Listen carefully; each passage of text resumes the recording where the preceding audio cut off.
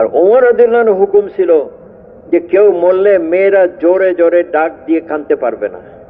আর আজকে আমি খালেদ ঘরে মেয়েদের মতন মরতে। তো ওনার বন্ধু ওনারে সান্ত্বনা দিল, যারে খালেদ তুমি তো ঘরে মরতে পারতা না। কেন? বলে হুজুর সাল্লাল্লাহু আলাইহি ওয়াসাল্লাম তোমাকে সাইফুল্লাহ বলে ডাকছিল না, বরঞ্চ সবচেয়ে প্রথম জান দিছেন দ্বীনের জন্য একজন মেয়ে লোক হযরত সুমাইয়া রাদিয়াল্লাহু আনহা, আর সবচেয়ে প্রথম মাল দিছেন দ্বীনের কাজের জন্য একজন মেয়ে লোক হযরত খাদিজা রাদিয়াল্লাহু আনহা। তো পুরুষরা মেয়েরা মিলিতভাবে মেহনত করছেন আর দুনিয়াতে দিন চমকাইছে। হযরত উম্মে হারাম রাদিয়াল্লাহু আনহা হুজুর সাল্লাল্লাহু আলাইহি ওয়াসাল্লাম ওনার বাসায় যাইতেন, আরাম করতেন। একবার হুজুর সাল্লাল্লাহু আলাইহি ওয়াসাল্লাম ঘুম থেকে উঠলেন আর মুস্কি হাসি দিতেছিলেন। হযরত উম্মে হারাম বলেন, ইয়া রাসূলুল্লাহ আপনি কেন হাসতেছেন? বলে আমি স্বপ্ন দেখলাম আমার উম্মতের কিছু লোক গ্রিসের পাশে, ইউরোপের ওখানে, ওই সময় উম্মে হারাম রাদিয়াল্লাহু আনহা তার স্বামীর সাথে গেছিলেন, ওখানে উনি শহীদ হয়েছেন, এখনো ওনার কবর ওখানে আছে। কোথায় মদিনা আর কোথায় সাইপ্রাস দ্বীপ। তো মেয়েদের ভিতরে ফিকির ছিল যে আমরা দ্বীনের জন্য আমরা মেহনত করব, আমরা সফর করব, আমরা কোরবানি করব। বুড়াদের ছিল, জওয়ানদের ছিল। এক এক সাহাবী আল্লাহর রাস্তা বাইরে, এবং আমরা তো বলি আমি 40 দিনের জন্য যাচ্ছি, 4 মাসের জন্য যাচ্ছি, আর দিন গুনতে থাকি যে কয়দিন বাকি আছে বাড়ি যাব। আর ওনারা কি বলতেন, আল্লাহর রাস্তায় যাচ্ছি, যদি হায়াত থাকে তো দেখা হবে, আর যদি শহীদ হয়ে যায় তো তোমার সাথে আমার জান্নাতে দেখা হবে। হ্যাঁ,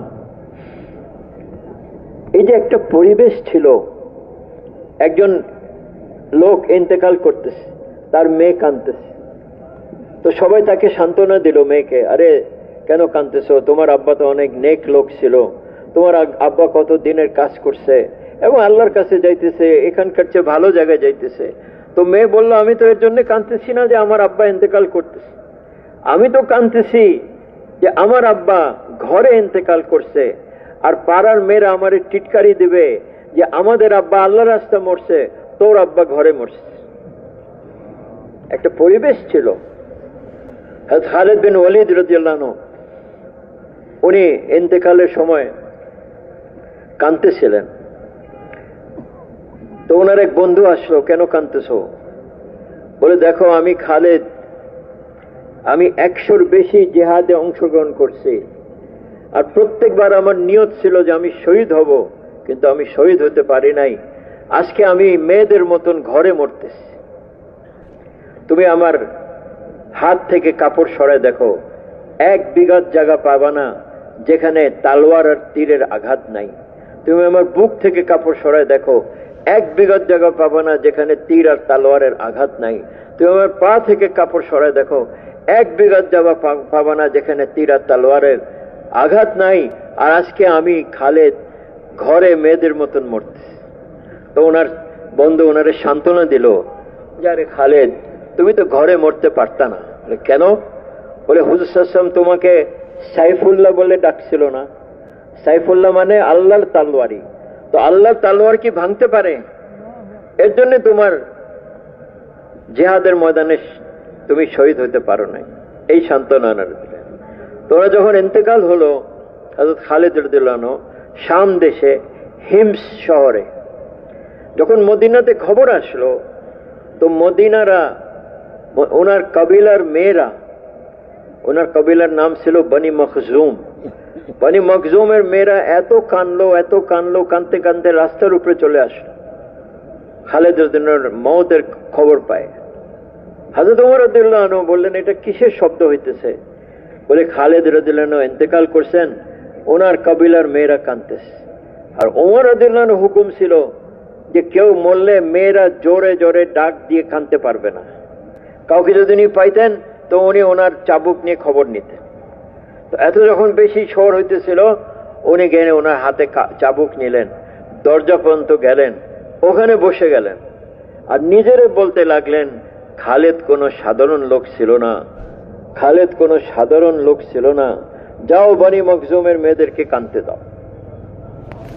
পাশের ঘর থেকে একজন মেয়ে লোক, তো ভাই ও দোস্ত বুজুর্গ, সাহাবারা আল্লাহর রাস্তা এত পছন্দ করতেন আর জান দিতে তৈরি থাকতেন।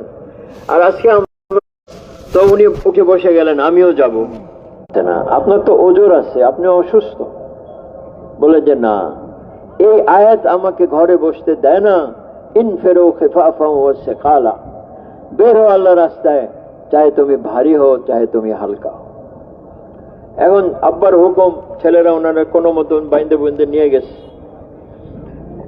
মাস পথে ইন্তেকালের মওতের সময় এসে গেল।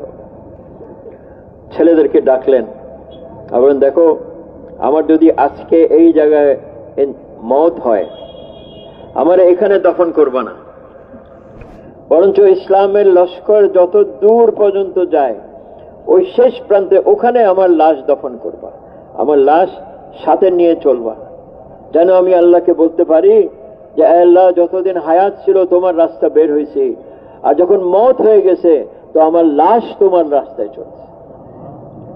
এবং কোথায় গেল? ইস্তাম্বুল শহরের কিনারে তুর্কিতে, ওখানে ওনার লাশ, ওনার কবর আছে। এখনো কেউ গেলে ওনার কবর জিয়ারত করতে পারবে। ওনারা বলে সুলতান আইয়ুব। ভাই, এরকম হযরত আমর বিন জামুহ রাদিয়াল্লাহু আনহু ল্যাংড়া সাহাবী ছিলেন, কিন্তু ওনার বিবি চাইতো আমার স্বামীও আল্লাহর রাস্তা যায়। ওনার তো ওজর ছিল, ল্যাংড়া। তো উনি বলেন, আরে আমি দেখতেছি জিহাদের ময়দান থেকে তুমি পালাই চলে আসতেছ। তো এটা ওনার লাগছে দিলে। উনি যুদ্ধর পোশাক পরছেন, দরজার উপরে দাঁড়ায় উনি দোয়া করছেন যে আল্লাহ, আমার পরিবারের কাছে আমাকে আর ফিরাই আনো না। এটা বলে উনি বাইরে হয়ে গেলেন। ওনার এক ছেলেকে সাথে নিলেন। উহুদের ময়দানে হযরত হুজুর সাল্লাল্লাহু আলাইহি ওয়াসাল্লামের সাথে যুদ্ধে অংশগ্রহণ করছেন, ওখানে শহীদ হয়ে গেছেন, দুইজনই শহীদ হয়ে গেছেন। তো ওনার বিবি গেল যুদ্ধের পরে উট নিয়ে, ছেলের লাশ তুলছে, স্বামীর লাশ তুলছে, মদিনাতে আইনে জান্নাতুল বাকিতে কবর দিবে। কিন্তু উট মদিনার দিকে যায় না, অন্য দিকে যাইতে তৈরি আছে। যতবার মদিনার দিকে মুখ করে দেয়, মারে, ধাক্কা দেয়, সে ওই দিকে যাবে না।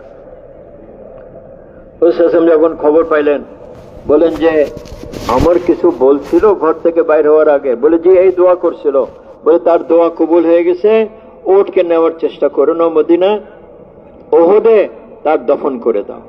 তো ওনার দফন করছে কোথায়? হামজা রাদিয়াল্লাহু আনহু কবরের পাশে।